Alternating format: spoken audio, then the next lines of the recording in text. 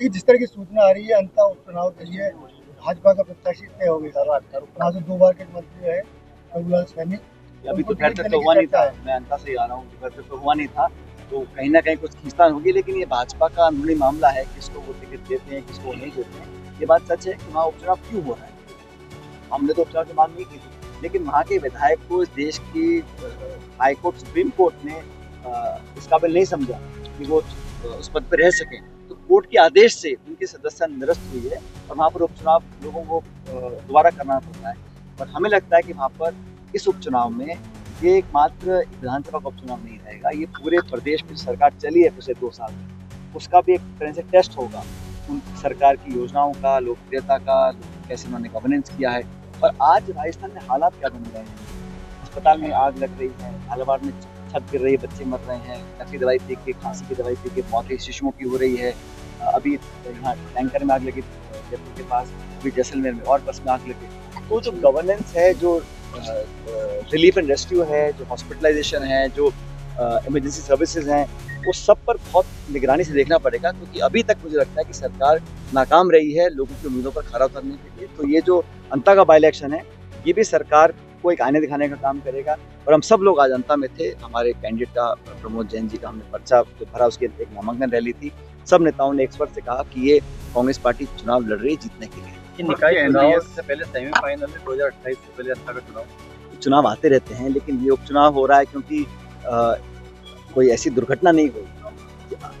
Mostly elections होते हैं जब कोई किसी का स्वर्गवास हो जाता है, लेकिन यहाँ पर उनको डिस्क्वालीफाई किया गया था। और पूरी सरकार ने कोशिश करी ये कैसे इसको राहत मिली जाए, लेकिन न्यायपालिका ने तय करा कि चुनाव होगा, ये अयोग्य घोषित किया गया है। तो अब चुनाव दोबारा हो रहा है, तो कांग्रेस पार्टी पूरी ताकत से लड़ रही है।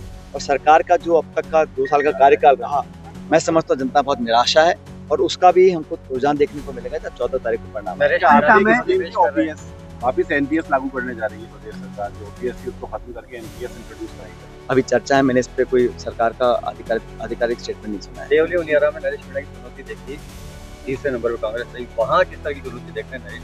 देखिए, चुनाव होता है और सबको छूट है चुनाव लड़ने की, लेकिन मैं मानता हूँ यहाँ मुख्य मुकाबला हमेशा की तरह भाजपा कांग्रेस में रहा है और वही होगा। और हमारे जो कैंडिडेट हैं अनुभवी हैं, पिछले चुनाव वो नहीं जीत पाए थे, लेकिन इस बार मुझे लगता है कि वो अच्छे मतों से चुनाव जीतेंगे। बिहार के चुनाव को लेकर बिहार में तो हमारा लगभग फाइनल हो गया है, जो महागठबंधन का सीट शेयरिंग फॉर्मूला था लगभग तय है। कुछ सीट्स हमने क्लियर भी की हैं, और वहाँ चुनाव प्रचार दिवाली के बाद बहुत जोर शोर से होगा, और वहाँ लोग बदलाव चाहते हैं। मुझे पूरा विश्वास है कि वहाँ पर कांग्रेस आरजेडी का जो महागठबंधन है बहुमत लेकर आएगा। युवाओं की प्राथमिकता की बात करते हैं, जिलाध्यक्ष बदले जाने हैं, उस सूरत में क्या युवाओं को प्राथमिकता दी जानी? देखिए, ये जो संगठन सृजन का कार्यक्रम है, ये पूरे देश में चल रहा है, और एक मापदंड तय किए गए हैं, और प्रदेश के बाहर के पर्यवेक्षक आ रहे हैं, लोग राय ले रहे हैं। और एक कोशिश कांग्रेस पार्टी की रहेगी, जो उदयपुर का हमारा डिक्लेरेशन था, उसमें हमने सबको साथ लेकर चलने की बात की थी। नौजवानों को भी, हर वर्ग के समाज के लोगों को जोड़ना चाह रहे थे। तो जो भी कार्यक्रम बाकी राज्यों में है, वो राजस्थान में भी हो रहा है, और जो बाकी जिलों में होगा वो यहाँ पर भी होगा। सबसे राय करने के बाद, सबसे चर्चा करने के बाद, वर्कर से, नेताओं से, कार्यकर्ताओं से बात करने के बाद जो भी राय बनेगी, उस पर अंतिम निर्णय लिया